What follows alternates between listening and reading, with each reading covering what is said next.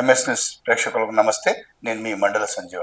మిత్రులారా, ఈరోజు ఈనాడు, వెలుగు, ఆంధ్రజ్యోతి, నమస్తే తెలంగాణలో ఉన్నటువంటి ప్రధాన పత్రికల ప్రధాన అంశాల విషయానికి వస్తే, మృత్యు దిబ్బ, మృత్యు రోదన్లు అనేటువంటి వార్త పటాన్చెరులో ఒక కెమికల్ కంపెనీలో జరిగినటువంటి ఒక వార్త 2 రోజుల నుంచి ప్రధానమైనటువంటి పత్రికల్లో కనిపిస్తూ ఉంది. మృతుల సంఖ్య 51కి చేరింది.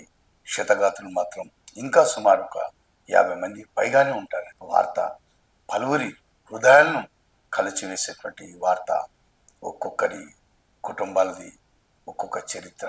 ఇక్కడి నుంచో ఉత్తరప్రదేశ్, బీహార్ తదితర దూరమైనటువంటి ఛత్తీస్గఢ్ ప్రాంతాల నుంచి వచ్చినటువంటి వారి యొక్క బీద కుటుంబాల యొక్క రోదనలు చూస్తే, వారి యొక్క తమ్ముళ్ళై, వాళ్ళ యొక్క అన్నయ్య, వాళ్ళ యొక్క బంధువుల ఫోటోలు చేతిలో పట్టుకొని మా అన్నయ్య మృతదేహం ఏది, ఎక్కడ పడున్నాడు అనేటువంటిది ఆసుపత్రి వర్గాల్లో, మరి ఇక్కడ కంపెనీ దగ్గర వారు తిరుగుతున్నటువంటి యొక్క పరిస్థితి చూస్తే కడు దయనీయకం.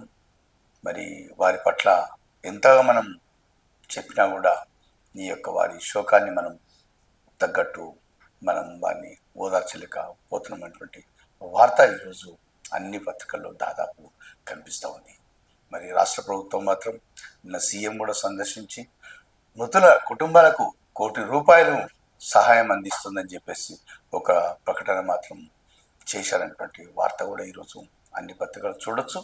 కానీ ఒక విషయం మాత్రం యథార్థంగా చెప్పాలి మిత్రులారా, ఎందుకంటే ఈ యొక్క సంఘటన పైన మరి ప్రభుత్వం అంతగా అక్కడ ఉన్నటువంటి వాతావరణంలో వార్తల ద్వారా తెలుస్తుంది. ఇటువంటి విషయాలల్లో మరి అధికారులు ఈ యొక్క తుది దశకు చేరినటువంటి కంపెనీల వాటి సదుపాయాల విషయంలో కానీ, ఆ యొక్క రియాక్టర్ ఇటువంటి కెమికల్స్ కంపెనీలలో మరి అధికారులు మాత్రం నిద్రలో మత్తులో ఉండి మరి ఏమైనా చేస్తున్నారా, మరి కనీసం చూసే అవగాహన లేదా? ఈ యొక్క పారిశ్రామిక వాడల మరి అధికారులు చూసుకుంటూ వారికి ఇచ్చేటువంటి సలహాలు, మరి ఏమైనా మార్పులు చేర్పుల పట్ల మరి అధికారుల నిర్లక్ష్యం కూడా ఉందని చెప్పేసి అక్కడ ఉన్నటువంటి పలు విధాలుగా మాట్లాడుతున్నటువంటి విషయాలు ఈరోజు వార్తలో ప్రధానంగా చూస్తున్నాం. ఇంద్రజాలం అనగానే ఒకరి పేరు మనం తరచూ వింటుంటాం. ఇంద్రజాలం అనేటువంటిది ఉన్నది లేనట్టు, లేనిది ఉన్నట్టు ఈ యొక్క గ్రామాలలో జరిగేటువంటి మూఢ నమ్మకాల పట్ల ఈ ఇంద్రజాలికులు వారి అయినటువంటి విద్య ద్వారా మరి వారిని మేల్కొల్పే విధంగా, వారిని చైతన్య పరిచే విధంగా మరి చేసేటువంటి ఈ యొక్క ఇంద్రజాలికులు, ఇంద్రజాలం పేరు వింటేనే మరి ఒకరి పేరు గుర్తొస్తుంది. ఇప్పటికైనా వారి పేరు మీరు తెలుసుకున్నారనుకుంటా. వారే బీవీ పట్టాభిరామ్. వారు ఇక లేరు అనేటువంటి వార్త ఈరోజు దాదాపు అన్ని పత్రికలలో చూస్తున్నాను. 75 సంవత్సరాలకు చెందినటువంటి బీవీ పట్టారం కాకినాడలోని శీలం గ్రామంలో మరి జన్మించి హైదరాబాద్ జూబ్లీహిల్స్లో స్థిరపడ్డటువంటి పట్టాభిరామ్ వారి యొక్క జీవిత రథయాత్రలో మొట్టమొదలు ఫుడ్ కార్పొరేషన్ ఆఫ్ ఇండియాలో పని చేస్తూ రిటైర్మెంట్ అనంతరం ఒక ఇంద్రజాలం అనేటువంటి ఒక విద్య ద్వారా మరి పలువురిని ఆకర్షించే విధంగా వారు చేసినటువంటి వ్యక్తిత్వ వికాసం, రచయిత, కవిత్వం, మరి కౌన్సిలింగ్ ఇచ్చి ఈ యొక్క మూఢ నమ్మకాల పట్ల గ్రామాల్లో చైతన్యపరిచినటువంటి బీవీ పట్టాభిరామ్ వారికి వారి యొక్క కళకు గుర్తించి మరొక విషయం ఏంటంటే, 1984లో కళ్ళ గంతలు కట్టుకొని విపరీతమైన ట్రాఫిక్లో, రవీంద్ర భారతి అంటే మామూలు విషయం కాదు, విపరీతమైనటువంటి ట్రాఫిక్ రద్దీలో కళ్ళకు గంతలు కట్టుకొని చార్మినార్ వద్దకు స్కూటర్ నడిపినటువంటి ఘనత బీవీ పట్టాభిరామ్ది. అది మామూలు విషయం కాదు. మరి కొన్ని గ్రామాల నుంచి ఈ యొక్క చేతబడి, ఈ యొక్క రకరకాలమైనటువంటి మూఢనమ్మకాల పట్ల అనేకమైనటువంటి తనైన శైలిలో వారికి ఒక నమ్మకాన్ని కలిగజేస్తూ, సాంకేతికతను కలిగజేస్తూ అటువంటి నమ్మబోవద్దు మీరు ఇటువంటి అని చెప్పేసి వాళ్ళని మేల్కొల్పినటువంటి పట్టాభిరామ్ ఈరోజు మన మధ్య లేకపోవడం విచారకరం. రైల్వే శాఖ సరికొత్త యాప్ను ఒక రూపొందించింది.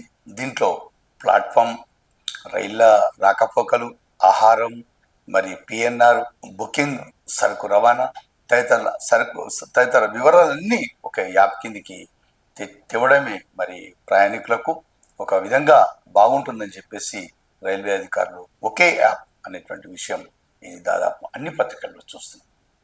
బీజేపీ చీఫ్గా ఎన్నికైనటువంటి రామచంద్రరావు నిన్న కేంద్ర మంత్రి బండి సంజయ్ మరి కిషన్ రెడ్డి ఒక సన్మానం, ఆ పార్టీకి చెందినటువంటి పలువురి సన్మానం పొందిన అనంతరం వారు మాట్లాడుతూ రాబోయే రోజుల్లో రాష్ట్రంలో బీజేపీదే అధికారం ఉంటుందని చెప్పేసి ప్రభుత్వం ఏర్పడే దిశగా చర్యలు చేపడుతున్నాం, కాంగ్రెస్ చేస్తున్నటువంటి మోసాలను ఎండగడతామనేటువంటి విషయం స్పష్టం చేస్తూ మరొక మాట కూడా చెప్పడం జరిగింది.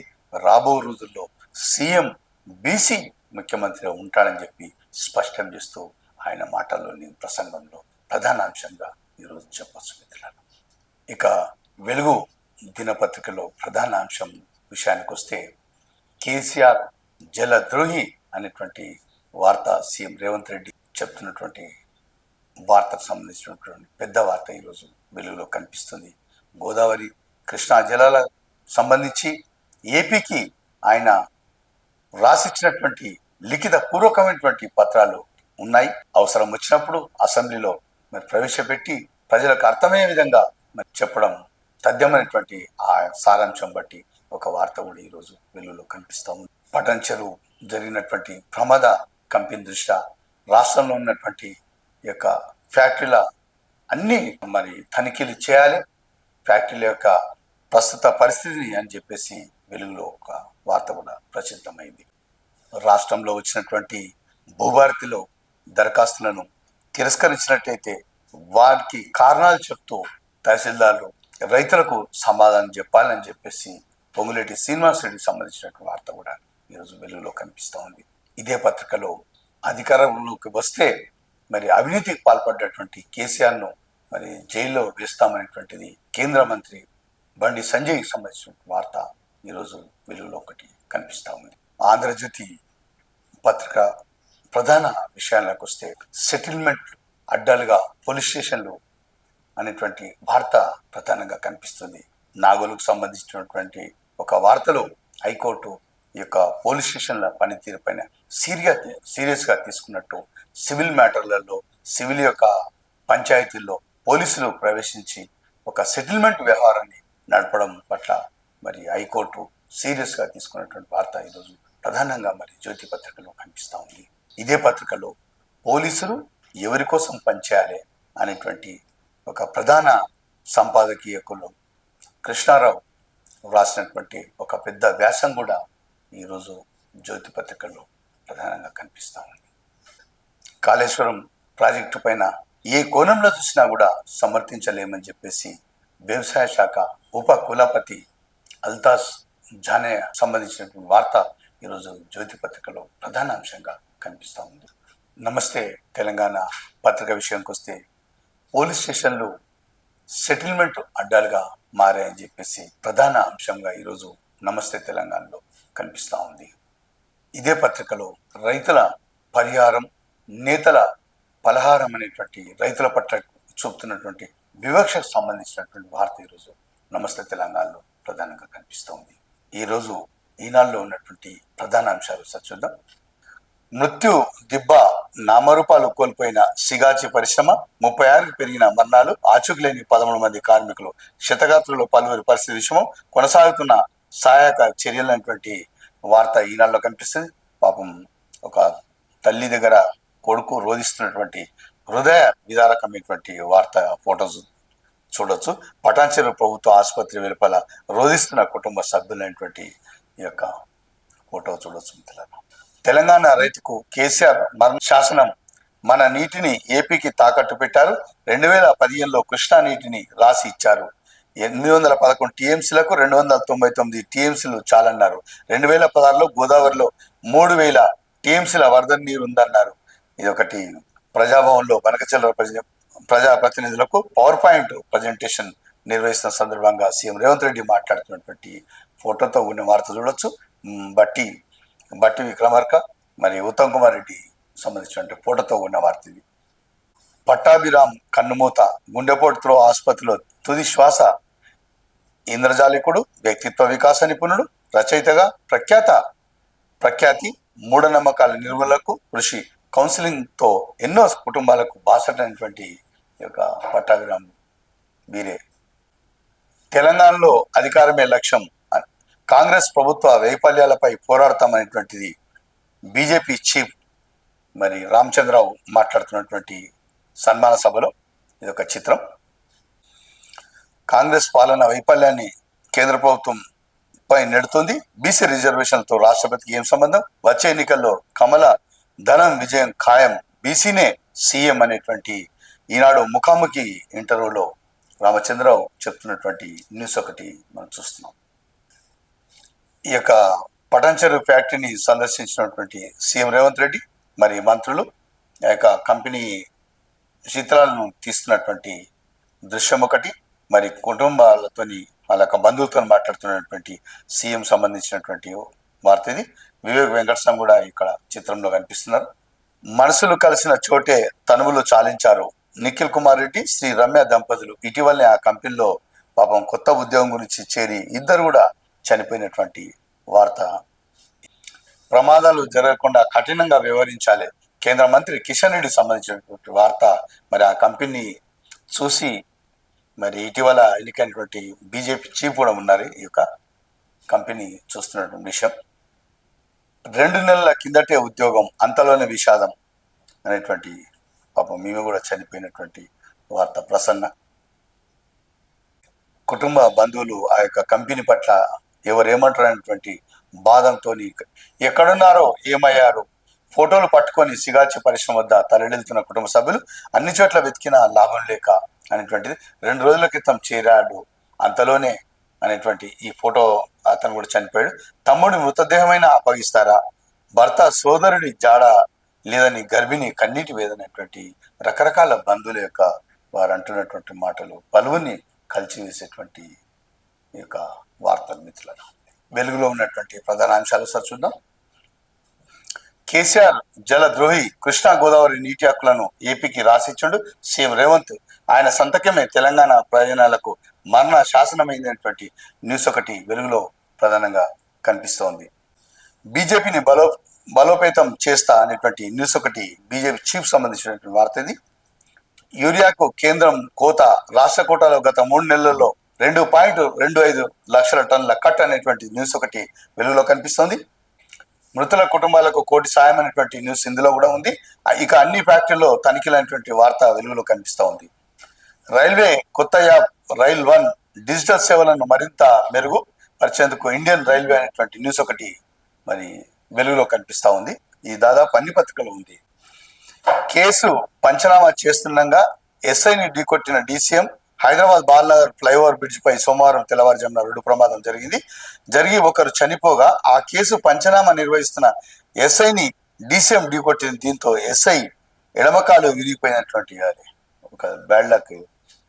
పంచనామా చేస్తుండగా ఎస్ఐని డీసీఎం ఢీకొట్టడం, ఆ తర్వాత కాలు విరిగిపోవడం.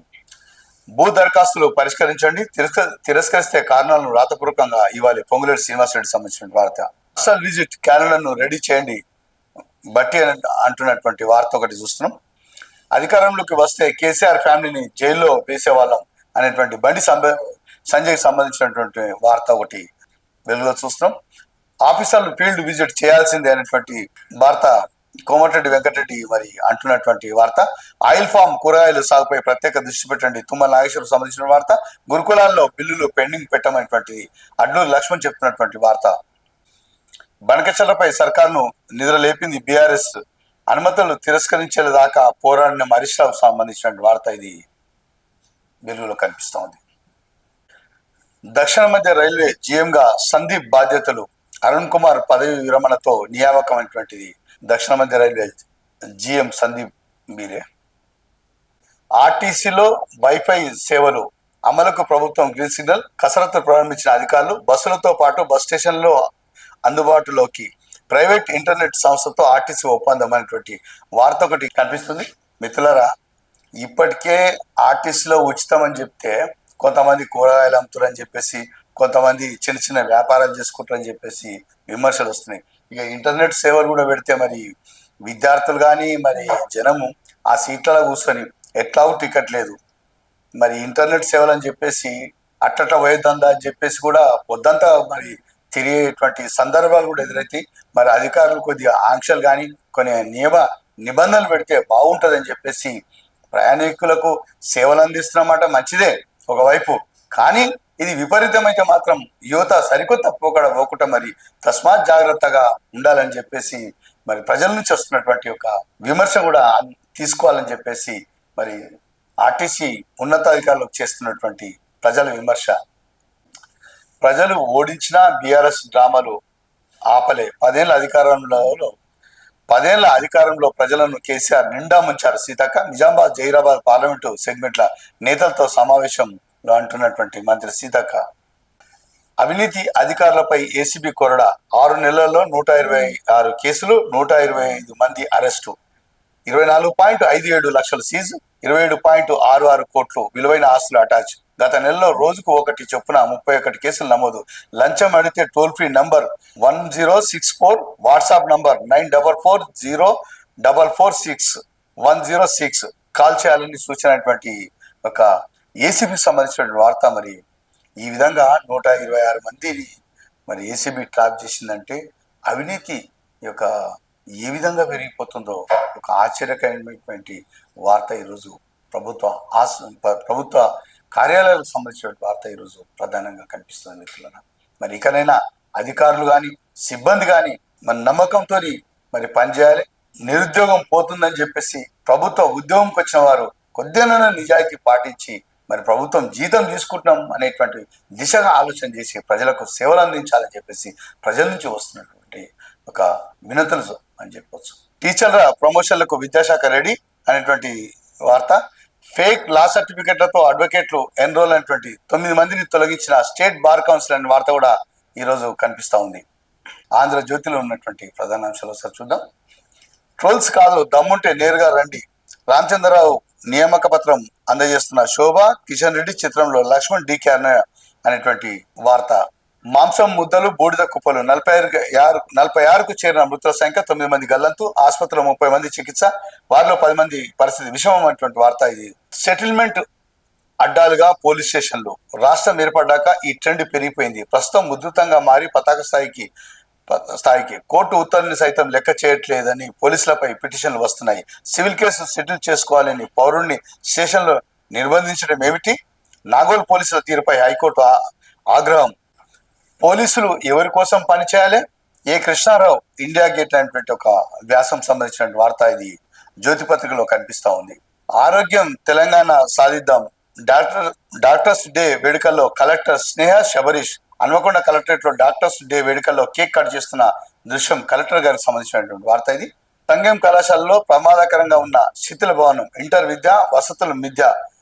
జూనియర్ కళాశాలలో తిష్టవేసిన సమస్యలు. కస్తూర్బా గురుకుల పాఠశాలలో వంటను పరిశీలిస్తున్న కలెక్టర్ స్నేహ శబరీష్ అనేటువంటి న్యూస్ ఒకటి చూస్తున్నాం. డుమ్మా ఉద్యోగుల ఆటలు సాగవు. జీడబ్ల్యూఎంసీలో హాజరు విధానంలో మార్పులు. మరో వారం రోజుల్లో ఫేస్ ఐడితో కొత్త సాఫ్ట్వేర్. లోపాలకు చెక్ పెట్టేందుకు కొత్త కమిషనర్ చర్యలు అనేటువంటిది. గ్రేటర్ కార్యాలయంలో పనిచేయని బయోమెట్రిక్ మిషన్ అనేటువంటిది ఒకటి చూస్తున్నాం. కొత్త సాఫ్ట్వేర్, కొత్త మిషన్లు. ఈ యొక్క బయోమెట్రిక్ మరి రాష్ట్ర ప్రభుత్వం అన్ని శాఖలలో ఉంటే బాగుంటుందని చెప్పేసి ప్రజల నుంచి వస్తున్నటువంటి ఒక విజ్ఞాపన. ఈరోజు నమస్తే తెలంగాణలో ఉన్నటువంటి ప్రధాన అంశాలు చూద్దాం. బూడిదే మిగిలింది. సిగాచిలో పేలుడుకు 51 మంది బలి అనేటువంటి వార్త ఇందులో కనిపిస్తుంది. మేము ఇచ్చేది 1,00,000 కోటి రూపాయలు అడిగిస్తాం. పాశమైలారం బాధితులకు పరిహారంపై చేతులెత్తేసిన ప్రభుత్వ వాటా ప్రశ్నించిన జర్నలిస్టులపైనే సీఎం రేవంత్ అసహనం. శాతాలు వాటాల సంగతి మీకెందుకు అంటూ రుసరుసలు అనేటువంటి వార్త ఈ యొక్క నమస్తే తెలంగాణలో కనిపిస్తుంది. మరి ఏది నిజమో ఏది అబద్ధమో మరి అర్థం కాని పరిస్థితి. రైతుల పరిహారం నేతల పలహారం అనేటువంటి ఒక వార్త నమస్తే తెలంగాణ కనిపిస్తుంది. యూరియా కొరత, రైతన్న కొత్త అనేటువంటి నెలకు ఒక్కసారి యూరియా ఇవ్వాలనేటువంటిది వార్త ఇందులో కనిపిస్తుంది. బనకచల్రా ఆగదంటే ఆగదు అనేటువంటి వార్త ఇందులో ఉంది. బనకచల్రా బంద్ అయ్యేదాకా కొట్లాడతాం. మిషన్ భగీరథ పైపులు మాయం. డాక్టర్ బివి పట్టాభిరావు కన్నుమూత అనేటువంటి వార్త ఇందులో కనిపిస్తుంది. చేంజర్లలో రైతు అరెస్టు, పరిహారం చెల్లింపులో అన్యాయమైన వార్త కూడా ఇందులో కనిపిస్తోంది. కరీంనగర్ జిల్లా మానకొండూరు మండలం చెంజర్లలో రైతు కానిగంటి కుమార్ను అదుపులోకి తీసుకుంటున్న పోలీసులు. చెంజర్లలో రైతు అరెస్టు, పరిహారం చెల్లింపులో అన్యాయం, నేషనల్ హైవే పనులను అడ్డుకున్న రైతు అనేటువంటి న్యూస్ ఒకటి నమస్తే తెలంగాణ కనిపిస్తోంది. 9 మంది అడ్వకేట్లపై వేటు, బార్ కౌన్సిల్ వెల్లడైనటువంటి వార్త నమస్తే తెలంగాణ ఉంది. కొత్త కాలేజీలో పోస్టులు వచ్చేది ఎప్పుడో, ప్రభుత్వ జూనియర్ కళాశాలలో అధ్యాపకులు సిబ్బంది కొరత అనేటువంటి న్యూస్ ఇందులో కనిపిస్తూ ఉంది.